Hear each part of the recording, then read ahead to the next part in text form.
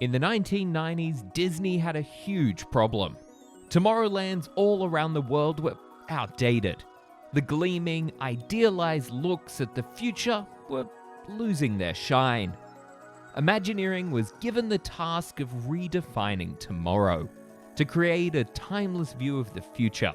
And nowhere did Imagineering's creativity shine more than at Tokyo Disneyland, where their overhaul would have seen Tomorrowland become Sci-Fi City, a place where you could be abducted by aliens in a new version of the Tower of Terror, zoom around in a Moon Buggy, or even race a rocket-powered bike around the famous exterior of Space Mountain. Sci-Fi City would have let you step into a far-off planet, meet exotic creatures, and ride some incredible experiences, both refreshed and rethemed old attractions, as well as brand new ones. But today, Tokyo Disney's Tomorrowland is pretty much the same thematically as when it first opened. So what happened? For Review Time, I'm Luke, and this is the story of Sci-Fi City, Tokyo's cancelled plans to save Tomorrowland. Sci-Fi City would have been a bustling metropolis, inspired by Japanese anime, Buck Rogers and the Rocketeer, a main street in the style of the Jetsons. And this was Tokyo's attempt at fixing the dreaded Tomorrowland issue. This issue is a constant in the world of Disney theme parks, and all around the world, Disney resorts have tried to find the answer that stops Tomorrowland from becoming Todayland and ultimately Yesterdayland. Disneyland saw big changes in 1967 with their Tomorrowland on the Move retheme, and then again in 1998 when New Tomorrowland showed us that the future would be full of brown and gold-painted buildings. Tomorrowland at the Magic Kingdom has seen a similar evolution, with New Tomorrowland coming in 1994, redefining the idea of tomorrow, and instead theming the land around a science fiction city, and redeveloping the idea of Tomorrowland into the future that never was, in an attempt to make it more timeless. In a place like Japan though, the Tomorrowland problem is heightened, with Tokyo itself already feeling like a city of the future, with Tokyo Disneyland's Tomorrowland lagging behind the city it calls home. Disney in the 1990s was over-trying to predict the future, and around the world was attempting these timeless overhauls to Tomorrowland, after Disneyland Paris's Discoveryland served as a proof of concept. However, in true Tokyo Disney Resort fashion, their new Tomorrowland was set to be the biggest and grandest of them all, with every single corner of the land seeing retheming and redevelopment. Tokyo Disneyland's answer to the Tomorrowland issue came in the form of Sci-Fi City, with sci-fi being a much more understood and revered concept in Japan than that of Tomorrowland. Eddie Soto, the lead Imagineer behind the project, was looking for a genre that Japanese guests would respond to more than the generic Disney idea of the future. And sci-fi provided a wealth of worlds and thematic ideas that can be truly inspirational. Plus, the overall high per guest spending in the resort meant that Tokyo could afford a more immersive and detailed overhaul than what was achieved at the Magic Kingdom or Disneyland. As part of this new Tomorrowland, every existing ride would have been upgraded and rethemed to fit in with this new land, as well as a number of brand new attractions, rounding out one of the most impressive ride lineups of any theme park land in the world. Entering this new world, you would have first stepped foot into the land's central street, Cosmic Way. Flanked by advertisements, futuristic vehicles, and rocket ships, you truly entered another world.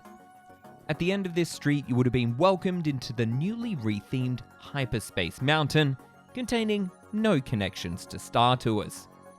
Hyperspace Mountain would have been an enhanced version of the original Tokyo ride, including new onboard audio, new pre-show and on-ride elements, as well as a new facade, containing a brand new ride zipping around the outside of the classic Space Mountain Dome. The rocket bikes were set to be one of the must-ride e-ticket attractions of this brand new land. The ride was themed around the galaxy's best rocket-powered motorbike riders coming together to race each other, and you were one of the chosen riders. Just like in Radiator Springs races today, at points you would have been racing side by side with another ride vehicle as you zipped around a brand new track built above and through Sci-Fi City. If the rocket bikes didn't take your fancy though, UFO Encounter might have. Tokyo's incredibly themed original idea for bringing the Tower of Terror ride system into the park. On this attraction, you would have been abducted by aliens and beamed aboard their spaceship, before taking the plunge straight back down to Sci-Fi City. The other half of the land would have been home to Crater Town, a far cry from the bustling metropolis of Cosmic Way. Here you would have stepped into an off-world desert, a rundown area on the wrong side of the tracks, featuring a biker bar dining space and more. Crater Town would have also been home to a number of rethemed attractions. First would have been the Lunar Rovers, a modified and rethemed version of Tokyo's Grand Circuit Raceway. The ride would have been completely overhauled, with new ride vehicle bodies, new onboard effects and audio, as well as a new track layout that would see guests traverse the craterous landscapes of this brand new planet. Elsewhere in Crater Town would have been the Sci-Fi Zoo, an animatronics-filled experience where you could come face to face with all of the out-there alien creatures of Sci-Fi City. The land would have also seen the rocket jets rethemed to be soaring UFOs, and at one stage in the planning process, the land even included a brand new retheme of rock and roller coaster called Cybermid, set inside a huge black pyramid where you would have been launched into an alien computer and forced to escape. Sci-Fi City was set to be the permanent replacement Tokyo Disney needed to once and for all fix their Tomorrowland issue, without a single IP in sight. Today, however, Tokyo Disneyland still features a stark 1970s feeling Tomorrowland, crammed with any characters that feel relevant at the time, from Toy Story to Baymax to Monsters Inc. So, what happened to these grandiose plans for a new Tomorrowland? Sci-Fi City was in the middle of its development stage at the same time Imagineers began work on a little park next door called Tokyo Disney Sea. And ultimately, as those plans grew more and more ambitious, the funding for Sci-Fi City grew smaller and smaller as it was moved over to this new second gate. A few of the ideas would go on to be used in other Disney parks around the world though, to varying levels of success, with the most obvious inspiration being rocket rods at Disneyland, an exciting idea that was ultimately proven to be a disappointing failure, with its roots found in Sci-Fi City's rocket bikes attraction. Lately, Disney's answer to the Tomorrowland problem seems to be treating the lands as dumping grounds for brands that don't fit anywhere else. Even today, Tokyo's Tomorrowland seems confused, with the brand new Baymax's Happy Ride not really adding a ton of substance to the area. And with Autopia being gone and the land handed over to Fantasyland, they're running out of space to bring in a new redefining of the land which feels so overdue.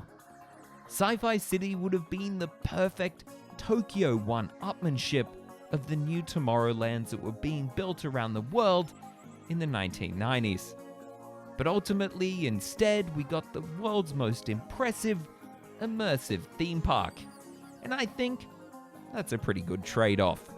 From the home of all things theme parks, I'm Luke for ReviewTyme. Thanks for watching, liking, and subscribing.